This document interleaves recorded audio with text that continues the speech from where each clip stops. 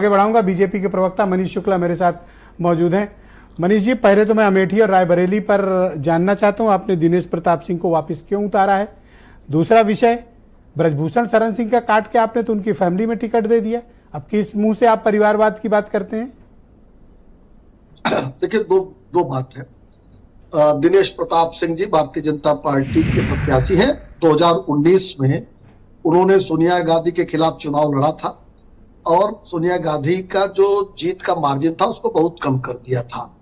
और 2024 में रायबरेली उन सीटों में शामिल था जिसपे हम पिछले 2 साल से काम कर रहे थे और दिनेश प्रताप सिंह जी को हमने वहां उतारा है। निश्चित रूप से 80 की 80 सीट जीतना है तो रायबरेली जीतना है, उस रणनीति के तहत दिनेश प्रताप सिंह को टिकट दिया गया है। लेकिन मेरा ब्रजेश जी एक निवेदन है आपसे, इतने कठिन सवाल आप पूछते हैं कांग्रेस के प्रवक्ता से, अमेठी और रायबरेली। अब मनीष सिंघवी जी पर रहम खाइए, इतने कठिन सवाल मत पूछिए। वहां लड़ाई, दरअसल ये जो परिवार की पार्टी है वहां परिवार में ही लड़ाई हो गई है। अभी आपने देखा नहीं कि दामाद जी स्टूडियो घूम घूम कर टिकट मांग रहे हैं। तो ये बहन प्रियंका और भाई राहुल में जो वर्चस्व की लड़ाई चल रही है उसी में अमेठी और रायबरेली फंसा हुआ है। और दामादों की स्थिति कांग्रेस में तो बहुत पहले से क्या रही है बताने की आवश्यकता नहीं है, फिरोज जी के समय से क्या रही बताने की आवश्यकता नहीं है।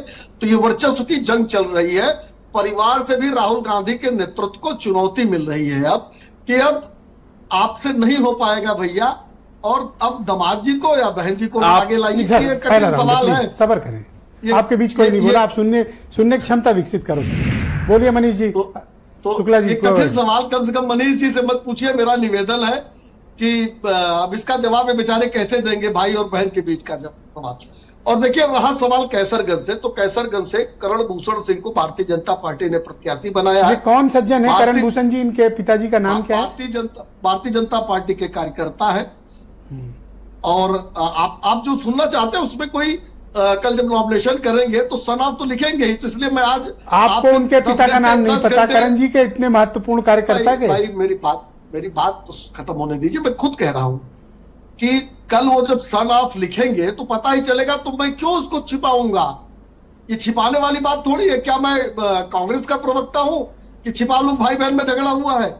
ये वहां के वर्तमान सांसद ब्रजभूषण शरण सिंह के बेटे हैं जी। और विजय जी, भारतीय जनता पार्टी न्यायालय का सम्मान करती है। आपका कैमरा उलट गया, थोड़ा सीधा। हाँ, ठीक हो गया। नहीं, अब बोले। कोई फोन आ गया था। तो भारतीय जनता पार्टी न्यायालय का सम्मान करती है क्योंकि उनके प्रति जो मुकदमा सब जुडिस है, इसके नाते से पार्टी ने निर्णय लिया कि जो वहां दूसरे जीतने वाले कार्यकर्ता है उसमें से चयन किया जाए। पार्लियामेंट्री क्या गोंडा कैसरगंज में सिर्फ ब्रजभूषण शरण सिंह का परिवार ही भारतीय जनता पार्टी है। आप किस मुंह से कांग्रेस और सपा पर आरोप लगाते हैं। ब्रजभूषण खुद सांसद, उनका बड़ा बेटा बीजेपी से विधायक, उनके छोटे बेटे को आपने मेंबर ऑफ पार्लियामेंट का टिकट दे दिया। नहीं, तो अब तो आपने तो एक परिवार में समेट के रख दिया ना पूरी पार्टी को। नहीं, एक लोकसभा क्षेत्र में उनके अगर ब्रजभूषण शरण सिंह तो प्रत्याशी है नहीं। इतने कठिन सवाल मत पूछिए। दूसरी बात देखिए, हम परिवारवाद की बात कब करते हैं, जब 5 यादव टिकट पाए समाजवादी पार्टी से। अखिलेश जी स्वयं लड़ लिए, पत्नी को लड़ा दिए, भाई धर्मेंद्र को लड़ा दिए, भाई अक्षय को लड़ा दिए और बदायूं से भी चुनाव लड़ा दिया। शिवपाल जी के बेटे को, चाचा के बेटे को लड़ा दिया। यानी ब्रजभूषण शरण सिंह वर्तमान सांसद, प्रतीक भूषण शरण सिंह बीजेपी से विधायक, अब करण भूषण सिंह अब ब्रजभूषण कैसरगंज से बीजेपी के प्रत्याशी। सर, अब ब्रजभूषण एक परिवार से चुनाव नहीं, भारतीय जनता पार्टी ने पूरी बीजेपी इनको सौंप दी। ब्रजभूषण शरण सिंह वहां से चुनाव नहीं लड़ रहे हैं, इसलिए अब उनको जोड़ के अगर आपको बढ़ानी लिस्ट तो बढ़ा सकते हैं, ये आपका अधिकार क्षेत्र है। सर, वर्तमान सांसद है, मैं क्यों न गिनूं सर। लेकिन पार्टी श्री नड्डा जी के बाद श्री नड्डा जी के बेटे के हाथ में नहीं जाने वाली है।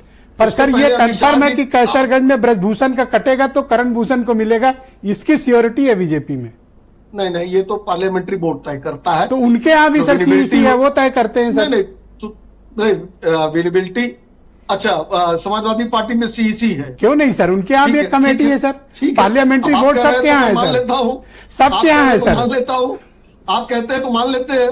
मायावती के यहाँ भी है सर, उनके यहाँ भी कमेटी है आप सर। दिखा दीजिए, एक विजुअल आप दिखा दीजिए जिसमें सीएसी की बैठक बता दीजिए, और आप आज ब्रिजेश जी आप हमको बता दीजिए सीसी में इनके यहाँ कौन कौन मेंबर है, एक आध नाम बता दीजिए, हम सर, बता देते हैं। मुझे तो ये बता बोर्ड में दीजिए कि वो नाम- कौन सी सीईसी पार्लियामेंट्री बोर्ड में कौन कौन दिनेश से नाम प्रताप मैं और बता करण देता हूं। भूषण को टिकट दिया गया है। सर देखिए ब्रिजेश जी, भारतीय जनता पार्टी में पार्लियामेंट्री ये बोर्ड कह में रहे थे कौन कौन कठिन मेंबर न है मैं पूछो, बता आप देता खुद ही फंस हूं, गए। और आपने कहा सीसी है, ये कह रहे थे सीसी में एक कठिन न नंबर का नाम पूछना, बता दीजिए। इनमें उल्टा हो गया। ऑल राइट, मैं समाजवादी